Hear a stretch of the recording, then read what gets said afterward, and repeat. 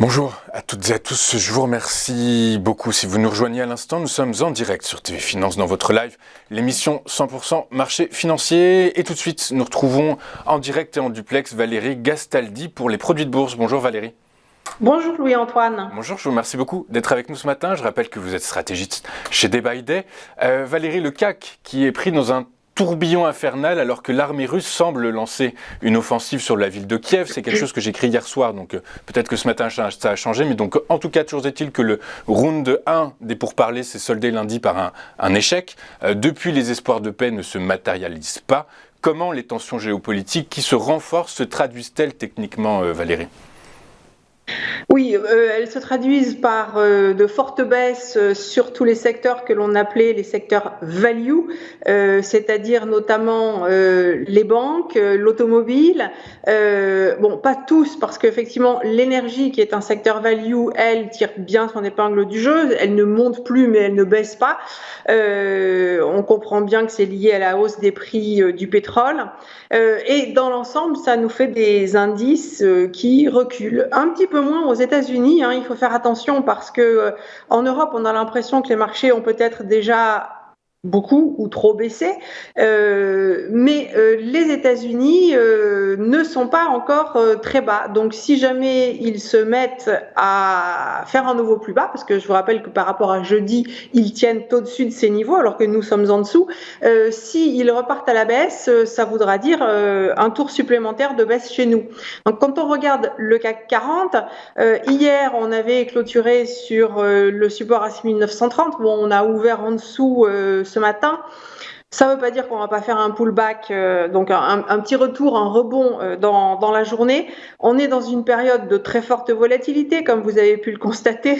J'enfonce une porte ouverte en disant ça, mais ça veut dire que la tendance sur le CAC 40 reste baissière tant qu'on est sous 6788. Donc ça veut dire que oui, les rebonds peuvent être violents, et deux, que tant qu'on n'a pas réussi à construire une figure de retournement plus bas ou à franchir ce niveau-là, il faut quand même être méfiant et se dire qu'on va plutôt chercher à vendre les rebonds qu'à acheter les creux.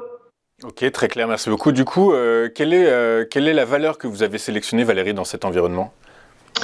Alors, dans cet environnement, nous, ce qu'on aime choisir, ce sont les valeurs qui ont déjà beaucoup baissé, parce qu'en fait, elles vont avoir très peu de soutien auprès des investisseurs. Il n'y a personne qui gagne de l'argent sur les valeurs qui ont déjà beaucoup baissé, ou enfin, très peu de gens qui en gagnent. Et donc, en fait, ce sont celles sur lesquelles les gens vont craquer en premier. Donc, à ce titre, les valeurs du secteur automobile, les sous-traitants notamment du secteur automobile, sont très mal en point. J'avais retenu Valeo hier, je crois qu'on est déjà sur le premier support à 15,96 qui est sur mon graphique de long terme.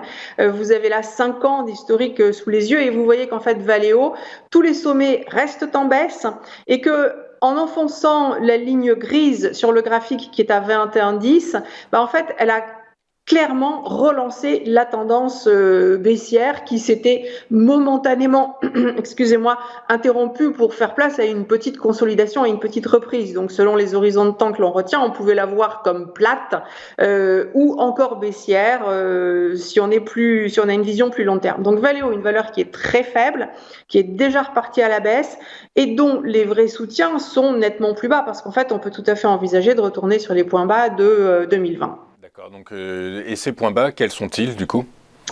Alors, on va prendre le graphique de court terme, si vous voulez bien, en données quotidiennes pour voir un petit peu les objectifs et soutiens. Donc, on avait un premier support à 15,96 qui est celui, je dis peut-être une bêtise, parce que de 18 à 16, ça fait 10%, donc on n'y est pas encore. Donc, ça, c'est le premier soutien. Le deuxième, 13,28. Et puis après, écoutez, le point bas de 2020, il est facile à retrouver, 10,30 ou 11,30, je ne sais plus. Ça nous laisse quand même beaucoup de place, c'est un vrai gouffre potentiellement pour les valeurs automobiles. Les niveaux de rebond qu'il faudrait vraiment mettre à profit pour vendre, c'est principalement 20,60. Cette première résistance ici qui avait été le creux de septembre-octobre 2021, c'est le niveau dont on peut potentiellement s'approcher en cours de semaine si on a à un moment donné un espoir. Mais méfiez-vous, tant qu'on n'a pas une figure de retournement, les rebonds sont à vendre. J'insiste. Parce que bien entendu, là aujourd'hui, on ouvre déjà en très forte baisse, donc avoir du timing quand on bouge autant, c'est très difficile.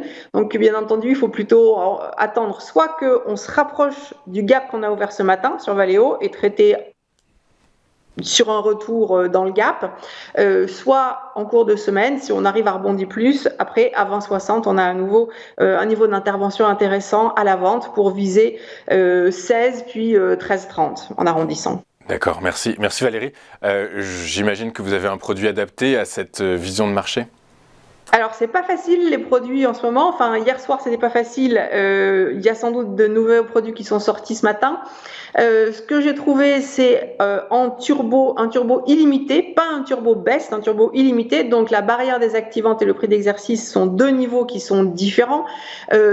Ce qui compte, c'est quand même avant tout la barrière désactivante, parce que c'est celle qui, si elle est touchée, fait que vous perdez votre produit, vous vous retrouvez à ne plus avoir rien du tout.